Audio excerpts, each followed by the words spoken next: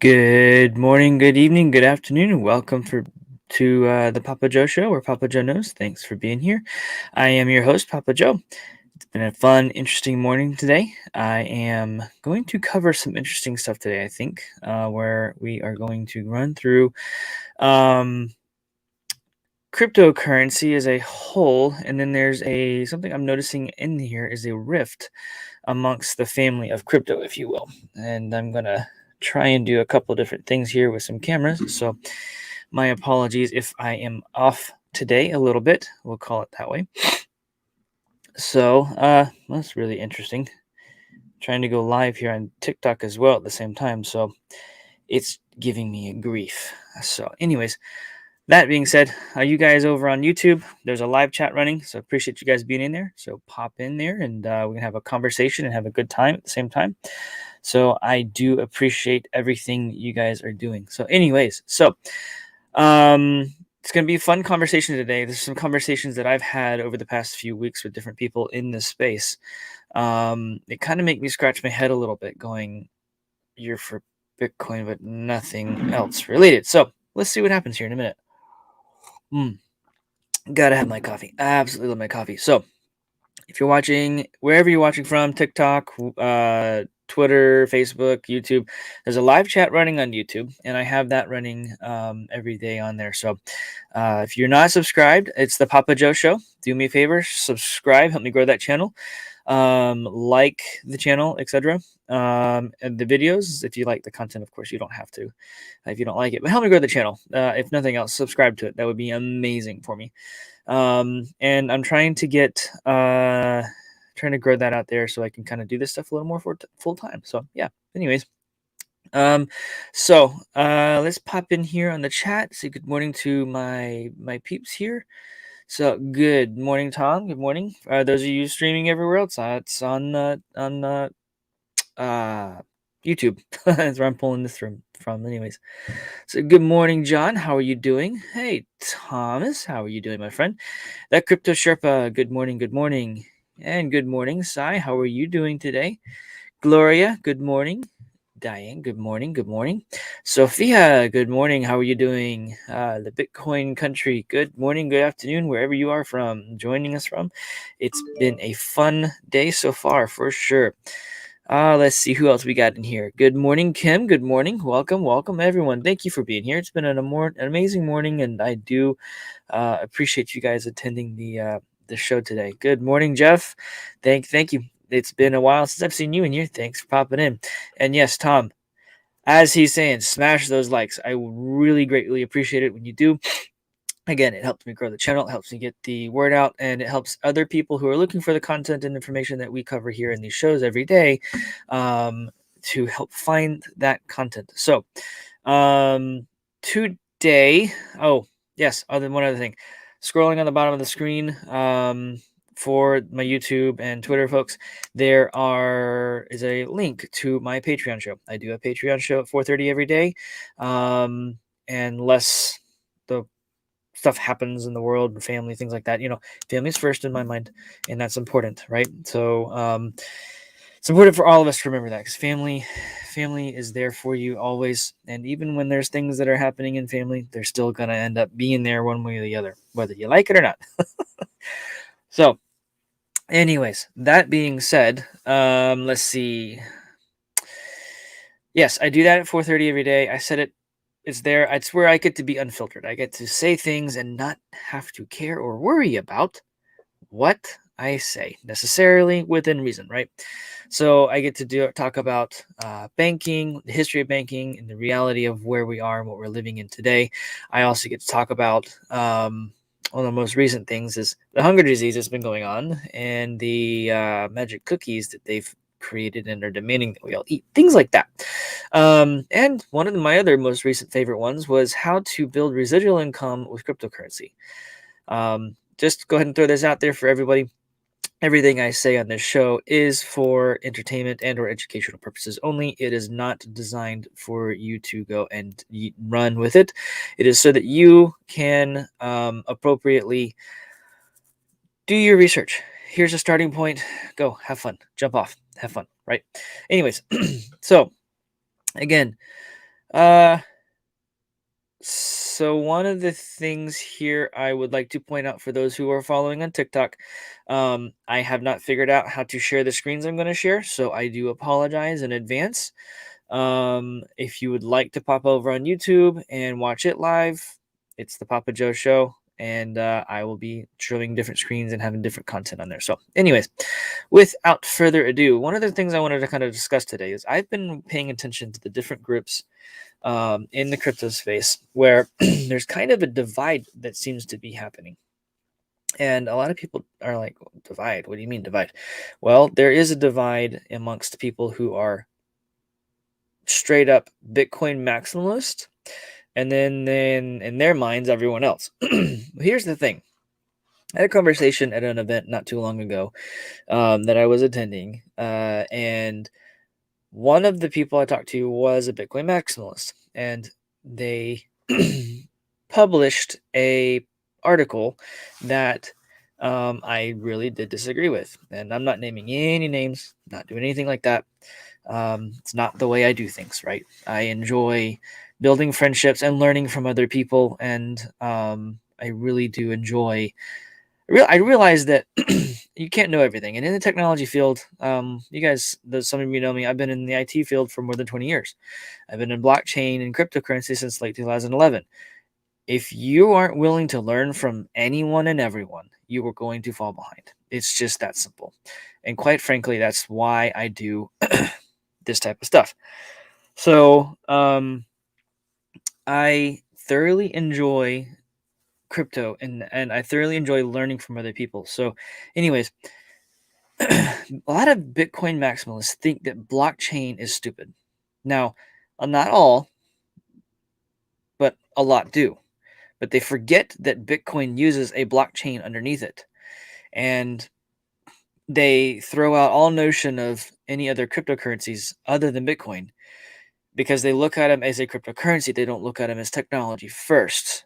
You got to realize that if you look at these environments and these platforms and these companies as first technology or businesses that are building out the net new technology that the world will be using, then you have a very, very different mindset on what they are doing, right? So whenever I talk to the Bitcoin maxis, as I like to call them, or maxes, I'm like, okay, that's fine. You're looking at it as an investment vehicle. Fantastic. Nothing wrong with that. I am too. Been in Bitcoin since pretty much the beginning. And like I've said before, to some of those who are in the chat here, I've met you personally and you know my background in that. And I was an earlier miner and all that kind of stuff. So I have to have my coffee. I'm sorry. I absolutely love coffee.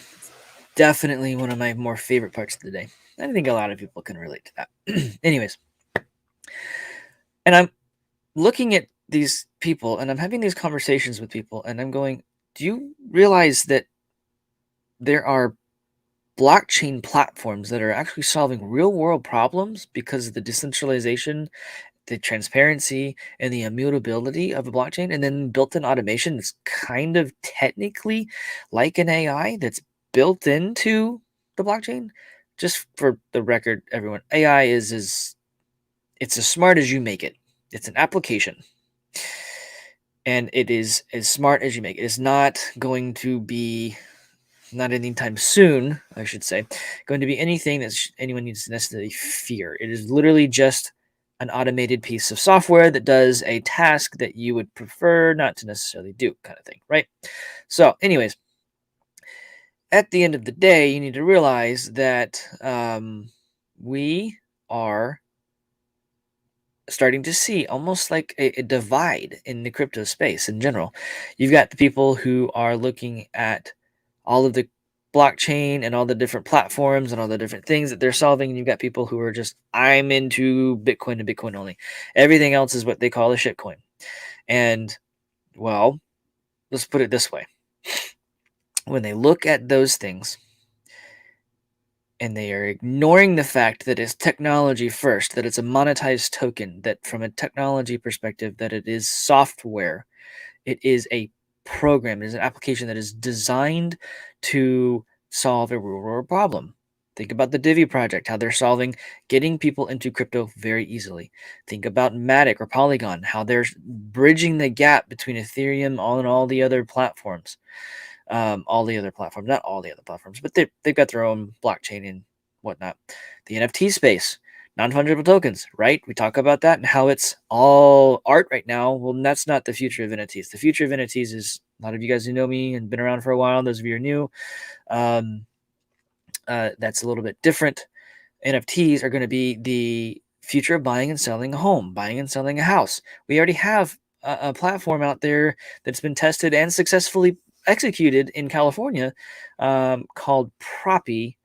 They have gone out and stood up an NFTs for buying and selling homes. It's already happening. People aren't even aware of how this is being done. And this advancement is going to be another wave, another iteration, another version of the internet that is going to take the country and really the world by storm. When you can take the need for intermediaries or third parties out of the loop, and you have the ability to have a trustless system, smart contracts, or applications running on a decentralized computer, that's pretty profound. I get it that these people in the Bitcoin world, they're just like, sorry for those of you who are new, I have really bad eczema and it's bothering me today, so it is right on my hand. Anyways, I know it kind of looks funny, but I digress. They're looking at Bitcoin as an investment vehicle. Fantastic, beautiful. It's a transfer of value. It's a method by which you can store your value and move it quickly and easily. You're forgetting all of the technological advancements that brought you that. Blockchain technology is what Bitcoin uses. Bitcoin and cryptocurrencies were the first use case for blockchain technology that was successful. Okay? Think about blockchain technology, the underlying chain code, as a computer, like the hardware. Okay? Think about it doesn't do anything without the operating system, right? So you've got the technology, the operating system would be Bitcoin or Ethereum or EOS or Polygon, whatever you throw on there. Now, don't get me wrong. There are some legitimate, total, absolute scams out there, total shitcoins that are out there. And there are people that are just throwing an idea, throwing a coin just to make a quick buck. And that is, you have to do your own research. You have to be very, very careful in how you look at this stuff and be very mindful of what you're getting into when you buy into this stuff. A lot of my friends were like, buy Shiba, buy Shiba, buy Shiba. I was like, nope, not going to touch it. It's just another version of Doge. And then all the money that they took from everybody, they actually went and started setting up an ecosystem, an actual platform, an actual environment for people to do NFTs, decentralized exchange, staking, stuff like that. They're actually working on building those things. Didn't see that coming. But you have to be very, very careful, very, very mindful of what you're doing with this stuff. Totally cool, totally fine, but please do your research on those types of coins. If you look at Bitcoin, look at Ethereum, look at Polygon, look at those types of platforms, EOS, Neo, Tron, even, I would even go and say those are generalized blockchains. They're designed to build a decentralized and distributed compute that give the ability for developers, application builders, software engineers, the ability to build real solving applications for the world. Think about supply chain. Think about title companies, the NFTs. Think about medical records and an automated system. Could you imagine having an automated system for medical records that prompted the next of kin for permission to access the smart contract of the medical records of the person who's in the hospital?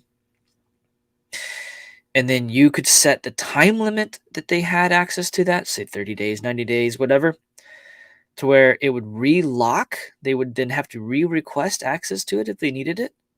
They don't just arbitrarily get it forever.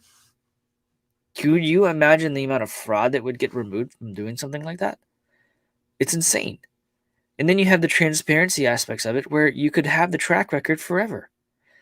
The blocks on a blockchain, when they write to the blockchain, they cannot be deleted. They can be nullified, and then a new block can be written, but the record of that original transaction is there, and it will always be there. People don't realize these advancements that we have here, and they're just completely taking a dump on everything but Bitcoin. And it makes you kind of wonder, are they in the pockets of those who are trying to control the money supply? I have to wonder, because I've a little more in depth on the banking systems and the control systems of the world. And you guys who know me, who've talked to me, you realize that the way I view this stuff is not typical when it comes to how people interact with money, right? And I think Bitcoin's an amazing advancement, and I'm not knocking it at all. I'm just concerned that the relationship amongst the people who are involved in this space, they need to start paying attention to what each other have to say. You hear Michael Saylor talk about Bitcoin an awful lot, and hear him talk about the transfer value an awful lot, and that's perfectly fine. I haven't actually heard him talk about anything blockchain related. You know, there are other people in different circles, I'm not going to name any names, that have straight up come out and said that Ethereum is a shitcoin. I'm going, why even say something like that? You act like you don't know anything about blockchain technology and what it does. It's not a cryptocurrency. It is a monetized token. It is a stock you can spend. It's not something that, it's not Bitcoin. It's not money. Litecoin is money. Bitcoin is money.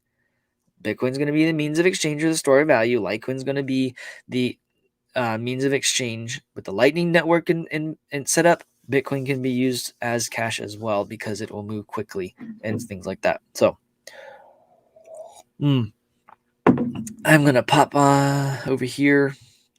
And this article, I'm pulling up for those of you who are on TikTok and other platforms. If you're over on YouTube, I am streaming live. Well, some other platforms will see this, actually. I think it's just TikTok that won't see it. I am streaming an article by Vice.com. They love Bitcoin, but they think crypto is a scam. And I've actually had conversations with people. They think cryptocurrency is a scam, but they love Bitcoin. And I'm like, you know they're the same, right? You know that Bitcoin's a cryptocurrency, right?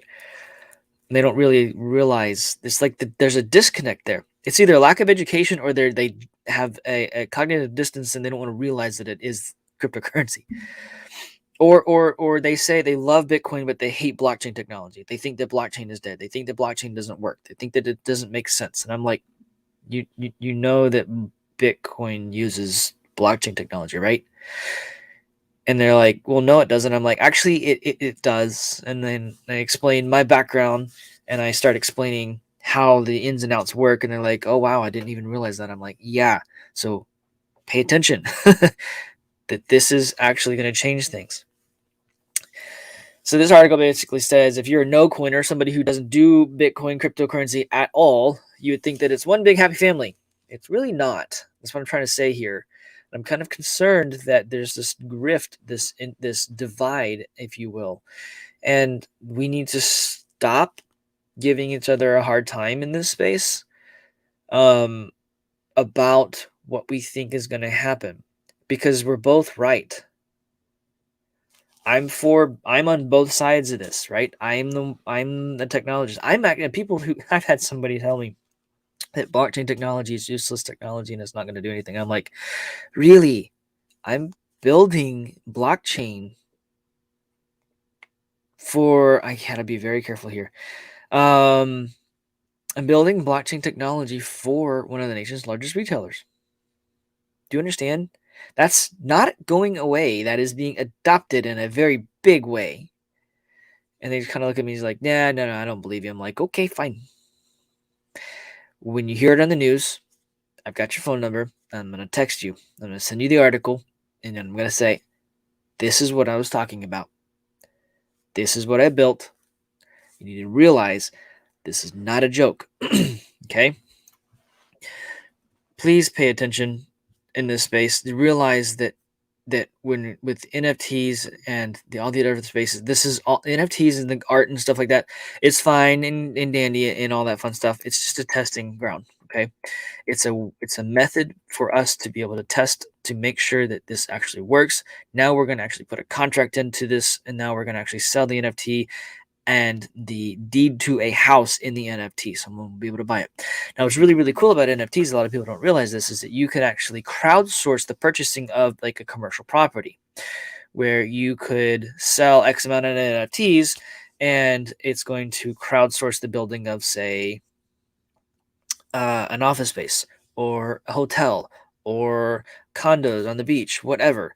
And you could stand it up so that you could multiple people can buy a specific unit. Each unit has X amount of NFTs in it. Each unit has um, a value associated to it, and it'll build a residual income for the NFT holders and run forever. As long as that hotel or whatever's running, the condos are running, making money, you'll get a piece of that pie. Think about that for a second. It's making money by not really doing much. You can do that with cryptocurrency. That's coming down the pipe with NFTs. But anyways, the Bitcoin maximalist narrative has lost touch with reality, according to Stacks founder Munib Ali. Wow, I can't say their name. Ali argues that Bitcoin needs a new strategy to attract more developers, software, and encourage new functionality layers for smart contracts or scalability. That's probably not going to happen with Bitcoin. And the reason being is because Bitcoin has become and coined digital gold. Fine. Fantastic. Whatever. Something needs to be. Okay. He says the time has come to build Bitcoin apps and make Bitcoin a productive asset. Meaning that it is a store of value. I don't think he's realized. So this is the other side of the coin. I don't think he's realizing that Bitcoin is a store of value, a transfer of value, a way to really move value anywhere and everywhere. It's stored energy. Okay. It's highly important for folks to realize that this is the drift. This is the divide between Bitcoiners or Holtcoiners or maximalists, whatever you want to call them, and then people who are on the other side who are building technology first, and then they're using the tokens as a method to use the technology, their rights to build in the technology. Think about Veritasium, right? They're going to build a DeFi, decentralized exchange type of environment, right? The SEC sued them. Those of you who know their story, yada, yada, yada. Well, guess what? They just got issued their patent in the U.S. So they now have legal standing in everything that they were saying they were doing. They just got that issued. Do you understand what they're about to do? It's a blockchain first, but it's going to fundamentally change and rewrite how the stock markets globally work. It's going to fundamentally change and rewrite how crypto exchanges work. It's all going to become decentralized, peer-to-peer network transactions on a blockchain. It's a blockchain. It's beautiful. But I digress. The point being is, please don't be part of either group necessarily. Be the person who be like me, right? Be somebody who's looking at it from a high 50,000 foot view, saying they're both right, but stop pointing the fingers and giving each other a hard time. You're both right. Both parties, whatever you want to call it, both sides are correct. They're both right. Manny, good morning, my friend. And yes, you should do that right now. If Cliff High is correct, by the way, Veritasium will go 1-to-1 with Bitcoin. So if Veritasium is at $100, $200, it's like buying Bitcoin at that price. Basically, what his information's saying. He's not been wrong too much for what it's worth. A lot of people are like, oh, he's wrong. If the report put it out there, then it's most likely going to happen number-wise. Just think that for a second. Yeah. Training man, you just did what? Just got back from my drive in the rocket. Let's talk about that in January. By the way, I'll be at Bitcoin's Ben's event in January. I'm gonna speak there, but I'm also gonna spend some time with all of you amazing, wonderful people who will be there in attendance, and we're gonna have an amazing, fun time. Awesome time to learn from each other. Awesome time to enjoy the company of like-minded individuals who really, really get it. So, we're gonna shift gears here real quick and talk about some adoption. Cryptocurrency companies take multi-million-dollar steps into sports. Those of you who followed the Divi project, they just announced a partnership with La Liga.